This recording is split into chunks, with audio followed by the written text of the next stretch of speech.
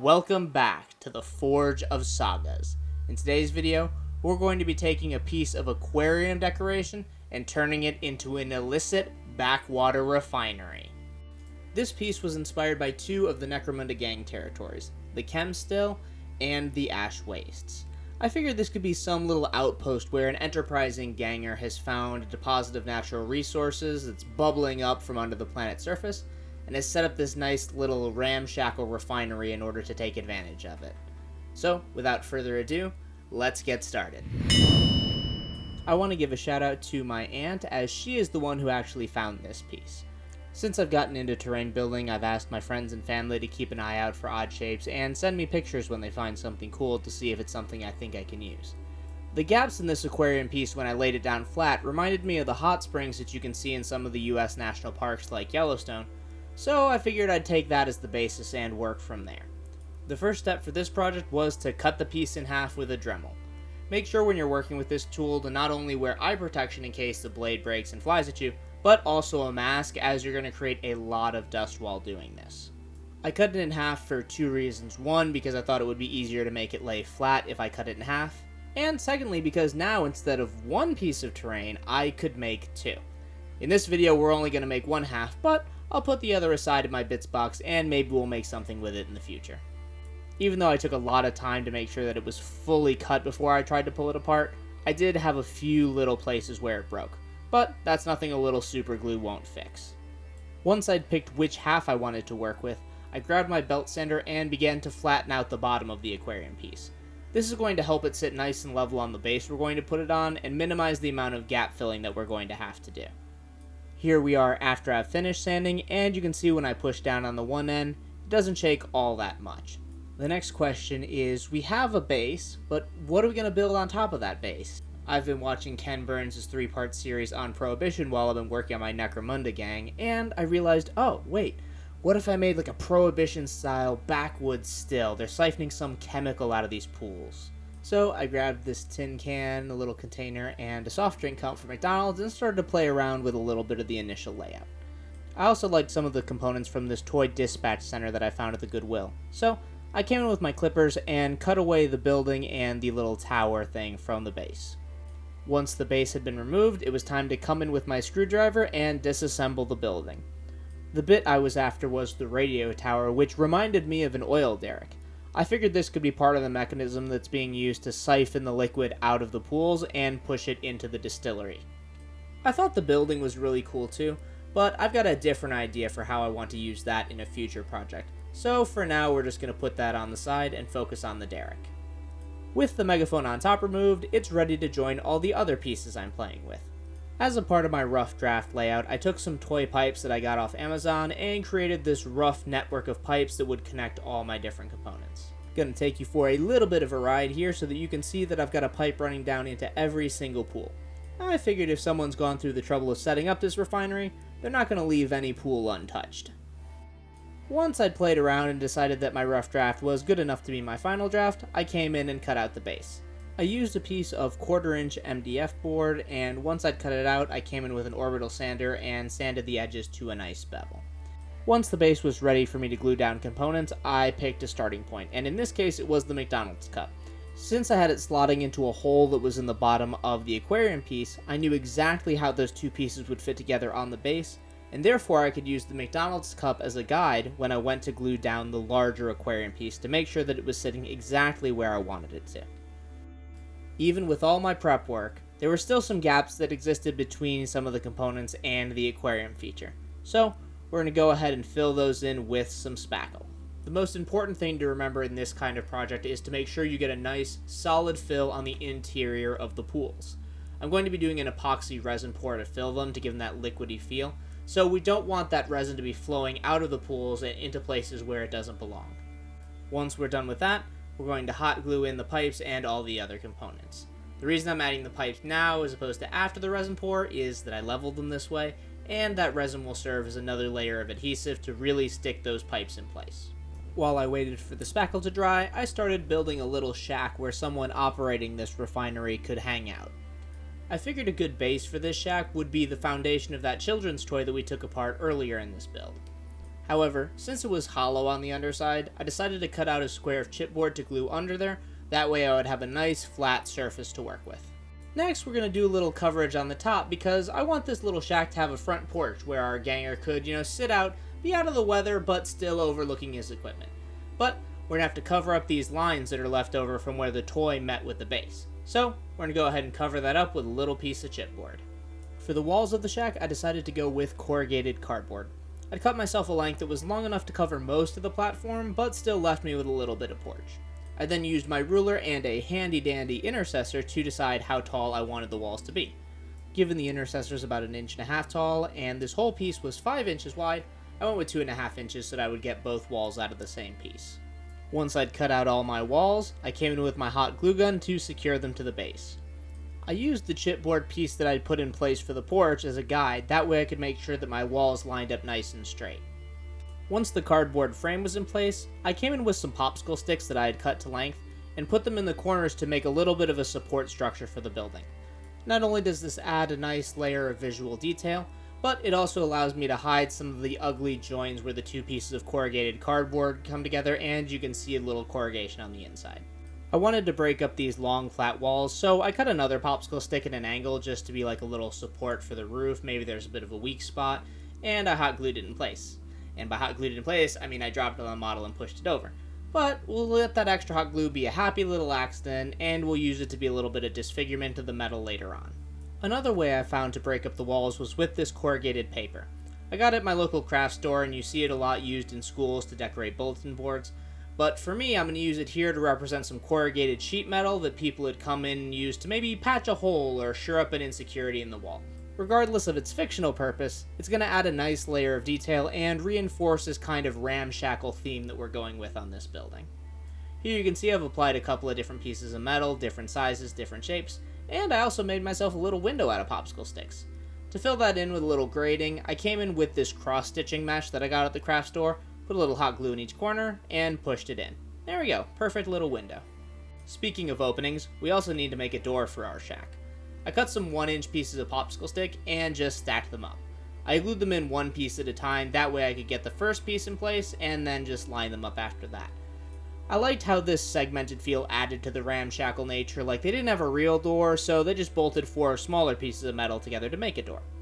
To frame the door, I went with this polystyrene rod. Everything else I've done in this build has been very square and flat, so a little bit of a rounded edge might break it up and be interesting. So I cut it to the height of the door and glued them in place. I then put another popsicle stick to make the top of the door. Speaking of adding interesting shape to things, I took these caps from a 4-pack of beer and glued them on top of both the can and the McDonald's cup. This not only adds a little bit of a different visual profile, but it also gives me a nice, flat surface that I can glue other things to, as opposed to having to deal with the weird dented can or the dip in the center of the cup. At this point in the build, I took a little bit of time to judge the layout of the piece. I built enough of the shack that I knew what its shape was generally going to be, and I had some platforms that I'd made up using some chipboard and some cross-stitch mesh. My method for making these is the Wyloch Armory method. You guys know I like to use it. I will link the video in the description below, as I always do. But here, when I was going through different layouts, the thing I wanted to maximize was, how can I lay these buildings out to expose as much of the underlying pools? A, because it's going to be a cool visual thing that I want people to see, and B, in certain games like Necromunda, there's a risk that if you get hit near an edge, that you might fall off. Given that my inspiration for this was the boiling hot sulfur pools out at Yellowstone, I figured that added danger of no matter where you are, you're always at risk of falling into the superheated liquid might add a little bit of a cool gameplay mechanic. You guys know I like to build terrain that's visually pleasing, but my focus is always on how does this stuff perform in-game. Once I was happy with the layout that I'd chosen, I came in and glued in some supports that I'd made out of popsicle sticks.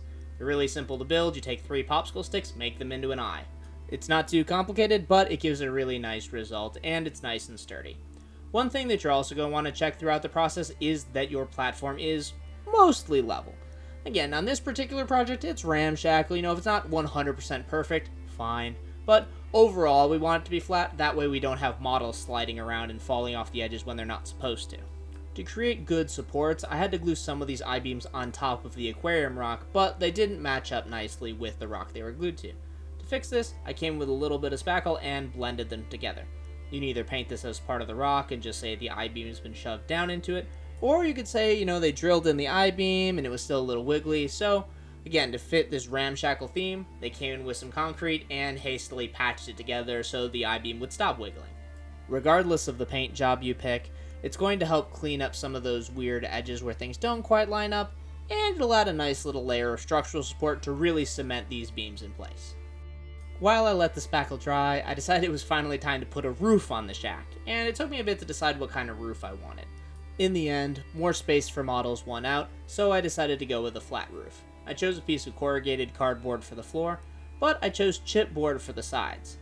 I chose chipboard for this little border because unlike the corrugated cardboard, it doesn't have that seam on the outside where you can look into the corrugation, so I won't have to hide anything later. I wrapped the chipboard around most of it, but I left myself space to add a ladder later. Next, I came in with some corrugated paper and cut myself a bunch of strips of different lengths. I figure maybe the top of this building might be used as a fortified position to fend off other gangs, so you might want a little bit of added protection, you know, kind of like when you have crenellations on a castle. However, this is certainly no castle, so in the place of ornate stonework, we'll have to make do with a little bit of corrugated metal.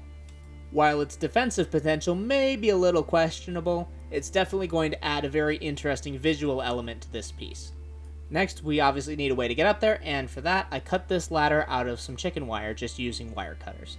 This is a pretty common material choice for ladders at this scale because it's cheap and it's really easy to do. Plus, you know, especially when you're doing like these industrial or a little more ramshackle builds, it's got that just rough edge that, you know, it just fits. As I was looking down at the roof, I suddenly realized that it really stuck out against the rest of the build. It was this big, empty, flat space, and I was like, no, I don't want that.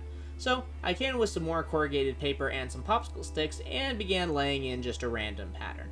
This is going to help reinforce our ramshackle theme, as it now looks like people have had to make various repairs over the years, either reinforcing structural weaknesses or patching up a hole in the floor that was left when Dave blew himself up with his plasma gun. Thanks, Dave. But that aside, the last little detail I wanted to add to this piece was some rivets. I put a little bit of glue at the edge where I want the rivet to sit, and then I use my knife to pick it up. I find this is a little easier than tweezers just because the knife blade never touches the glue, so it never gets sticky. For the rivets, I'm using these little nail beads that I found at the craft store. They're the right size, and they look really good in the finished product. The last big piece of this project that we should probably do is connect the tin can to the McDonald's cup. Otherwise, this distillery, refinery, whatever, isn't going to function very well. To connect them, I decided to go with this tube that I got from a cheap plastic ball pump. The fact that it had this little ribbing around it made it different than the toy pipes and just, you know, again, visually interesting. And its flexibility meant that I could wrap it around the McDonald's cup to help break up that shape as well. It also reminded me, once it was coiled up, of those old-time Prohibition stills that had that nice little curled copper wire, and I figured this could serve a similar function in this facility. I was going to initially attach it directly to the cup using the other end, but the way it was coiled, just the length didn't pan out how I wanted it to, so I grabbed some plastic toy piping and used that to finish it off. With everything finally in place, we can go ahead and pour our 2-part epoxy into the pools. I mixed mine off camera, but just follow the instructions on your package and you'll be fine. Also, make sure you do this in a well-ventilated environment, as it will be creating some nasty fumes. Make sure not to fill up the pools completely, as we're going to add another thin layer at the end just to restore that nice glossy surface once we're done painting. While the resin was drying, it occurred to me that nothing was fictionally holding this tubing onto the McDonald's cup. I know in reality it's the hot glue that's keeping it in place, but we need an in-universe reason as well. So I cut some thin strips of cereal box cardboard, as that would bend the most naturally, and used it to create these really rough brackets, you know. Someone has just bolted a couple of strips of metal to hold this other piece of metal tubing in place. You know, it just, again, adds to that ramshackle feel, really selling the impression that someone went through their local junkyard, found whatever scrap they could, and slammed it all together to create something that will at least be functional as a refinery. Once everything had dried, I came in and applied a layer of Mod Podge across the entire base. Normally I would do this with white PVA glue, but I didn't have any, I'd run out, and I didn't really feel like going out and getting more, so I figured this would make a fine substitute. After that, I added some sand and gravel just to help give the base a little bit of texture. Make sure you do this over a newspaper so that when any excess falls off, You can collect it easily and pour it right back into your tin. I primed the entire piece gray because that's the primer I had on hand, and then I came in with this blush brown and gave the entire piece one nice coat for anywhere that was going to be ground or rock. For this painting section, you can obviously match the ground to be whatever you want to be if you do a similar project, but if you want to replicate this paint scheme, I will leave a list of all the paints and brands that I used down in the video description. Once that had dried, I came in with a heavy dry brush of burnt sienna. You can see I'm using a makeup brush here. This is something I tried out in my last build, and I really like it for dry brushing. It's really easy to work the paint back off, and it gives you a nice application with those nice soft bristles. Really love it.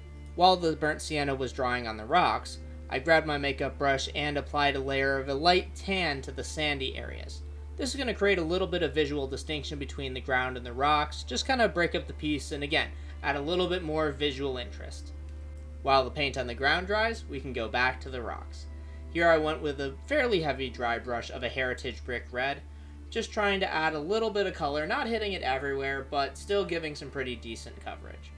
The colors I was piling up started to give me this very Australian outback feel, so I took the color scheme that you see at Ayers Rock and decided to use that as a basis for my work as I kept going forward. The red dried a little bit darker than I thought it was going to over the burnt sienna, so to bring some more light back to the piece, I came in with a very vertical focused dry brush of the burnt sienna. I wanted to leave that red in the crevices as that would be the darkest color, but the burnt sienna brought a little bit more light and life back into the piece. My next layer was a terracotta orange, and I just put this in a couple of different places as a dry brush to create a little variance within the rock.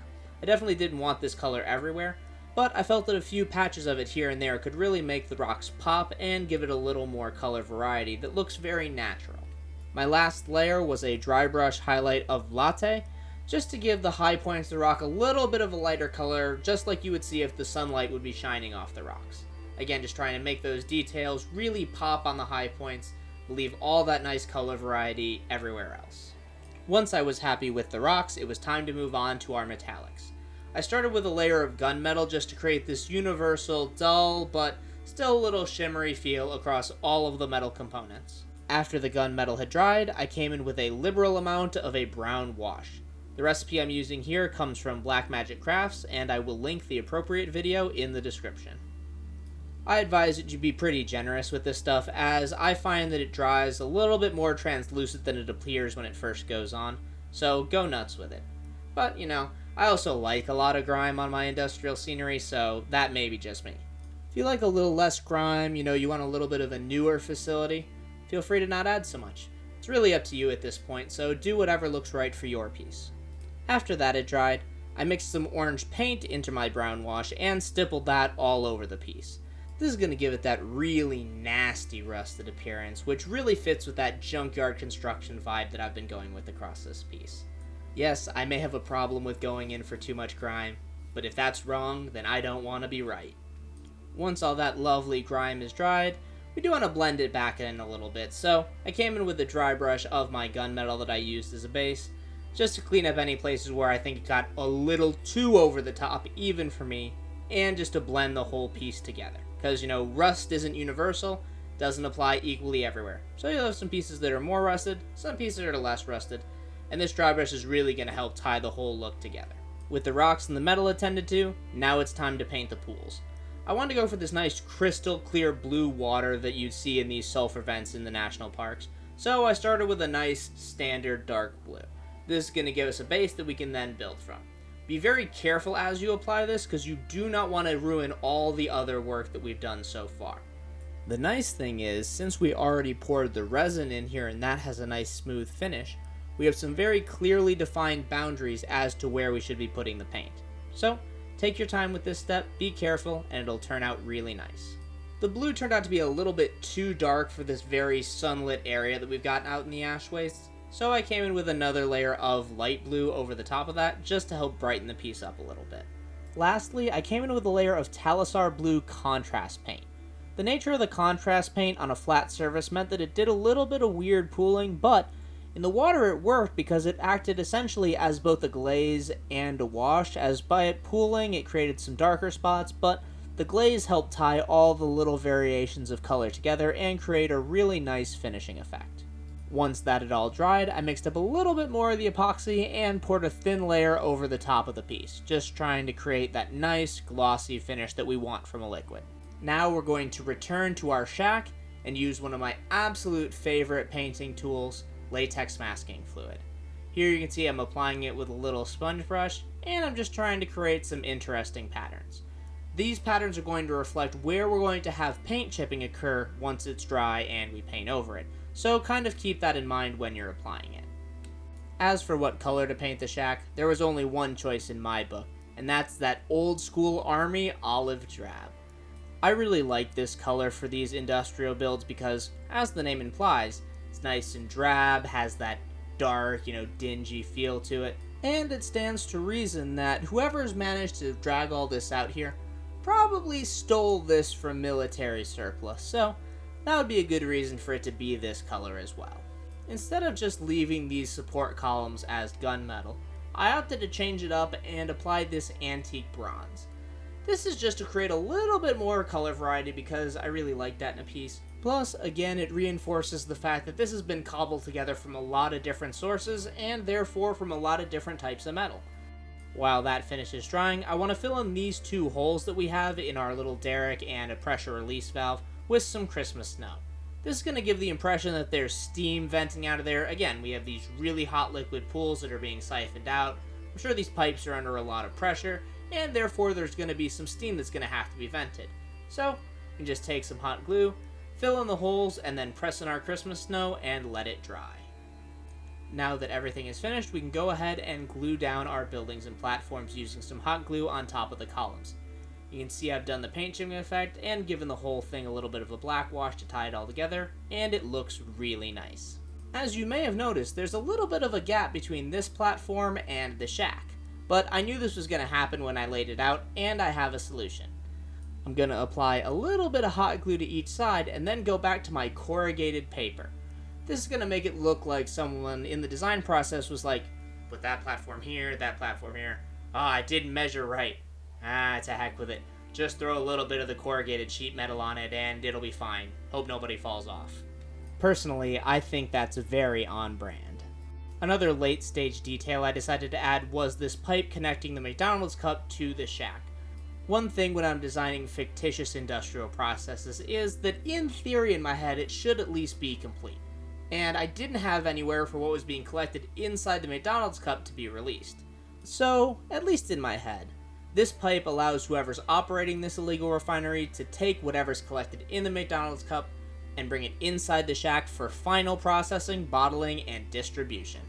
My last minute detail on this piece was this really pulled apart Christmas snow. Since these pools are supposed to be super hot, I figured this addition would look like steam rising off the pools and therefore reinforce that idea that you do not want to fall in here if you do not want to be boiled alive. In this shot I was just laying it out to kind of get a feel for where I wanted it to be, and then I used the smallest amounts of hot glue to secure it in place. And with that, our illicit refinery is complete. Honestly, I didn't know where this build was going to take me. I had my little idea for the pools that I got from the aquarium piece, but honestly, I had no idea what I was going to build on top of it. But, I gotta pay credit where credit is due, and thank Ken Burns for producing a great Prohibition documentary that inspired me to create this illicit backwater still. If you enjoyed this build as much as I did, give us a like and subscribe to the channel to keep up to date on all of our future content. If you have any suggestions for what you'd like to see me tackle next, feel free to leave me a comment and I'll check it out. I want to thank you all for joining me today, and I hope to see you again the next time we ignite the Forge of Sagas.